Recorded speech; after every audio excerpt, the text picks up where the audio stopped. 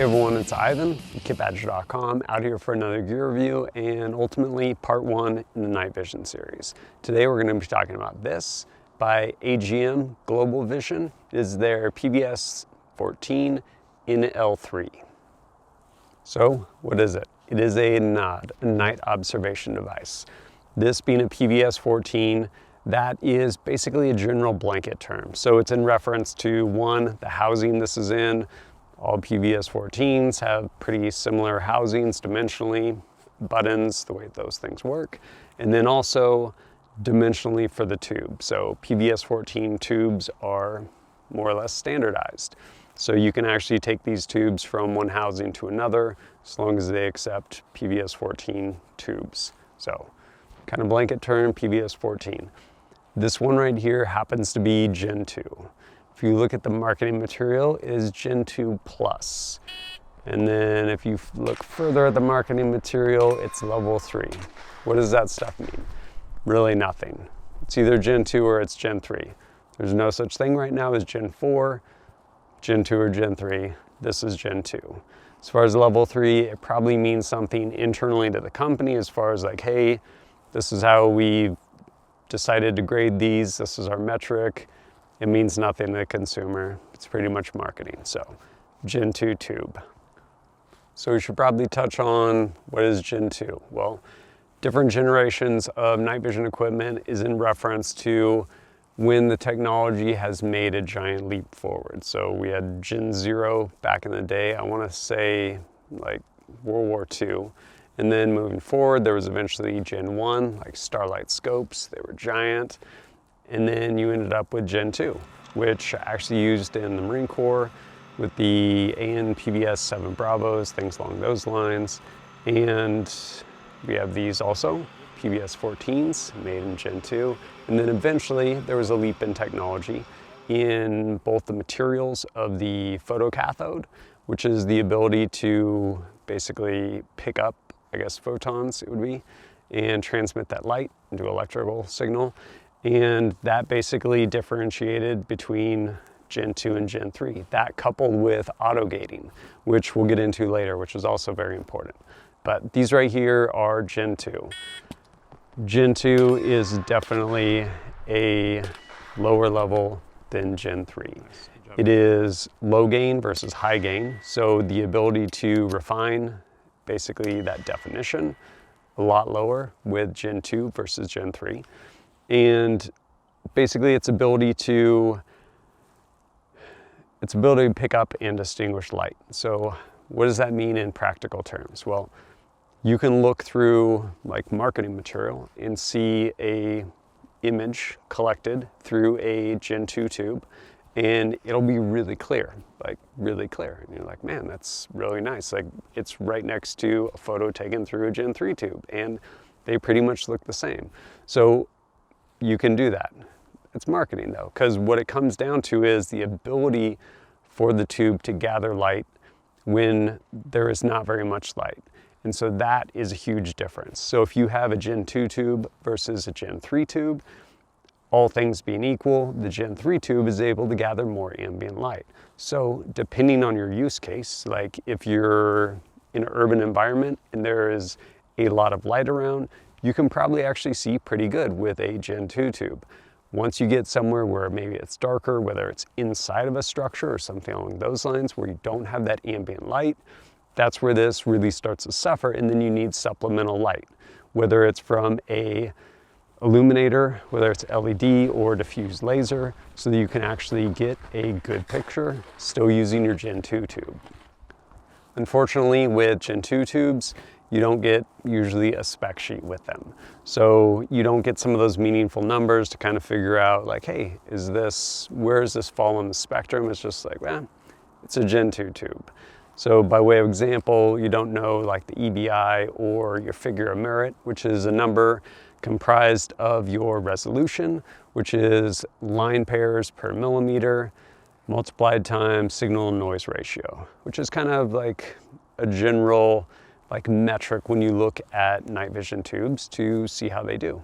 See how that resolution is as well as that signal and noise. So these, you don't really get that. They will tell you this has a resolution of between 45 and maybe 54 or 55 line pairs per millimeter. Whereas if you look at Omni 8, which is kind of antiquated, like mil-spec standard for tubes, you're looking at, I think, at least like 64 or 65 line pairs per millimeter. And then when you look at really high end, like Gen 3 tubes from L3, they're up past, I want to say like 94 line pairs per millimeter. Way, way better resolution. And even kind of the military Omni 8 standard at 64 or 65 line pairs per millimeter is still a good 10 over where these Gen 2 tubes are. Do I say all that to say Gen 2 tubes are complete trash? No, I say all that to say Gen 2 tubes are not just as good. Like, there's a significant increase with respect to Gen 2 to Gen 3, but can these work? Do they work? They absolutely do. I was fortunate enough to get this sent out by Shooting Surplus. Ended up putting in time, going to a night vision course by Amtac Shooting. Amazing 3-day course. And then since then, put in quite a few days out at the range, going through, putting some rounds down range, using this tube right here.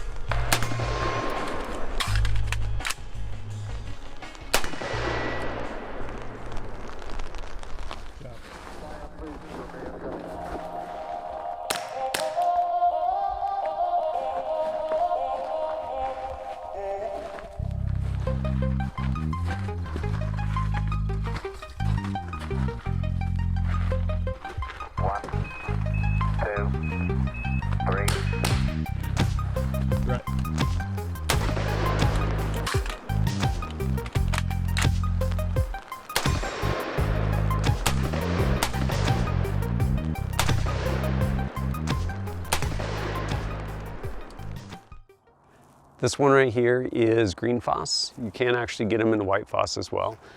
Green was originally chosen because the human eye can see more shades of green than any other color, apparently.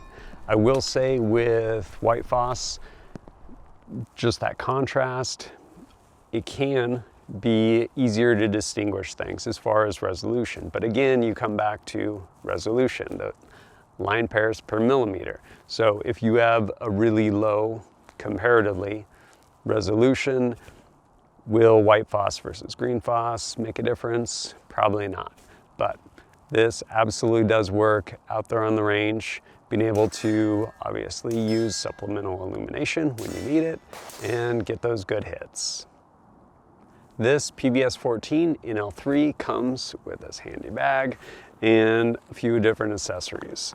On the one hand, you have this skull crusher, which is aptly named because it kind of crushes your skull. I ended up using it for that first course with Bill Rapier at Amtac Shooting, that night vision course. Definitely not the most comfortable thing, but it does a pretty decent job just holding it stable. And then it also comes with, which apparently I left not in that bag, basically the little J-arm mount. What that allows is this right here is a bayonet attachment, and it hooks in right there. And then it attaches to this threaded portion here. And with that J-arm, you can actually unscrew the front piece and swing it from one side to the other. Well, technically this way, the eyepiece towards you. but you can swing it from one side to the other, whether you want to be over your right eye or over your left eye. And then in addition, not only with that J-arm, skull crusher, but other little pieces, whether it's this eye cap, and then over on the front, this basically protective lens with a pinhole, which through kind of the magic of lenses, when you actually put this on and you're using it, it'll bring things into focus much closer than you otherwise would have set your focus, which can be handy when it comes to doing a task up close, but it obviously limits the amount of light coming in, so you need to counter that with some sort of supplemental illumination usually. On this PVS-14 back here, you have this eye cup. You also have a diopter adjustment for your eye right there. As I mentioned, that is where this actually screws in, threads onto your J-arm. And then right here you have your switch. So this, you can turn it on, and then if you turn it even further, it'll actually illuminate a small IR light embedded up front. Say if you're trying to read a map, something along those lines. Right here, this adjustment, that adjusts your gain. And then right here is the cover for your battery compartment. Uses a AA battery. Then right here is that front lens. This right here can be taken on and off, protective. As I mentioned, there's a pinhole in that lens. It'll let you see things kind of up close. And then you can actually adjust the head of this lens for setting your focus out at distance. This PVS-14 NL3 run approximately 50 hours or so off of one AA battery. As far as the operating temperature range, from like -60 up to I think like 185 degrees. Hotter and colder than you would ever want to be. As far as field of view through this, looking at about 40 degrees, and dimensionally about 4.5 inches by about 2.5 inches. Weight about a little over 12 ounces. Not terribly heavy. What are my thoughts on this? I know I spent a bunch of time talking about this is not a Gen 3. I say that just because there is a distinct difference between those two. There is also very real factors of budget. You can get a Gen 2 to include a Whitefoss Gen 2 if that's something you want, at a much discounted price comparatively to a Gen 3. Are they the same? They are not. Can you still go do good work with a Gen 2 PVS-14? You absolutely can. The limitation is the ability to gather ambient light. So where does that come into play? Well, it comes into play when there isn't other supplemental light. So in really dark places, whether it's going into a structure, things along those lines. And so depending on what you're doing, you just might need to make sure you always have some sort of supplemental light, whether it is a weapon mounted light, IR light, something along those lines.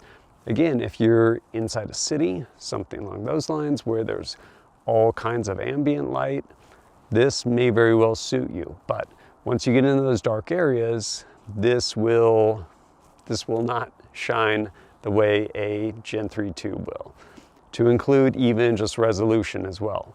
Talking about figure of merit, things along those lines. Again, going back to line pair per millimeter, this is not that. But it is still capable depending on your skills and ability and your supplemental equipment. Max gain, no illumination. Max gain, pretty much no external illumination.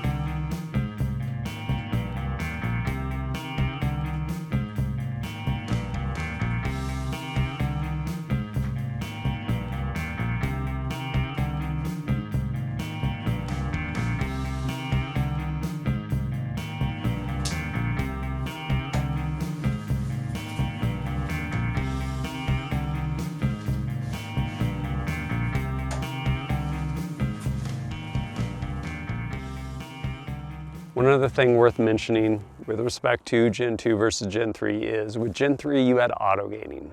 So that was a feature that you then had.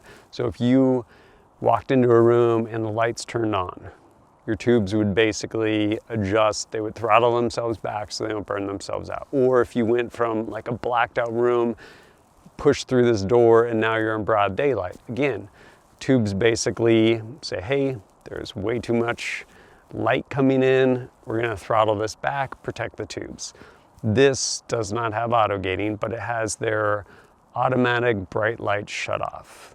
What does that mean? Well, it means that when that happens, when you walk from a dark room into sunlight, over the span of 70 seconds, give or take 30, according to the literature on this, it will basically turn itself off. It'll say, hey, this is way too bright, we need to turn ourselves off. Why isn't it auto-gated? Well, funny you mention that. So Gen 2 to Gen 3, Gen 3 is really good at picking up light. This is not, so usually you need some sort of supplemental light. So emitting with some sort of weapon light, things along those lines, or just more ambient light in the city, things along those lines. So it wants to gather all the light it can to give you a better image because it's very low gain. So if it was auto-gated, when you go to illuminate something, it would basically dim back down because no, it's trying to get all the light it can. So it is not auto-gated, but if you go into an environment, it does have that shut off. So hopefully it'll protect your tube before it gets damaged by really bright light.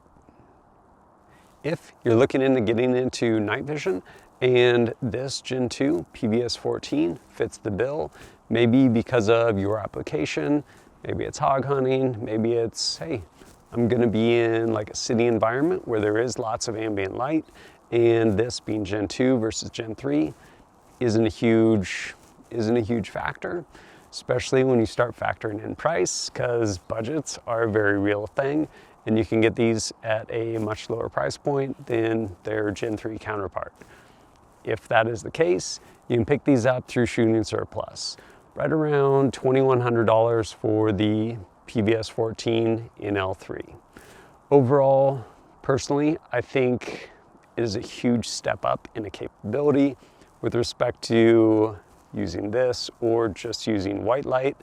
But again, there is an entire spectrum.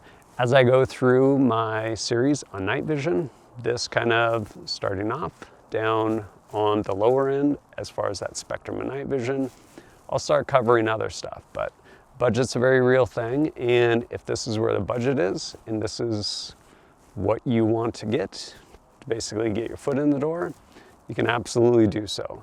As I mentioned, they have them over at Shooting Surplus, right around $2,100. But if you have experience with these, I'd love to hear how it's been for you. And if you appreciate my content and want to support it, greatly appreciate it. Whether it's liking and sharing videos or going over to kitbadger.com, picking up KBAT target pads, stickers, things along those lines, or supporting me directly through Patreon, really appreciate that as well. If you have questions for me over on Patreon, we have a Discord server set up. Happy to answer all of your questions over there, probably not down in the comments. But as always, thanks for joining us at kitbadger.com. Look forward to seeing you next time.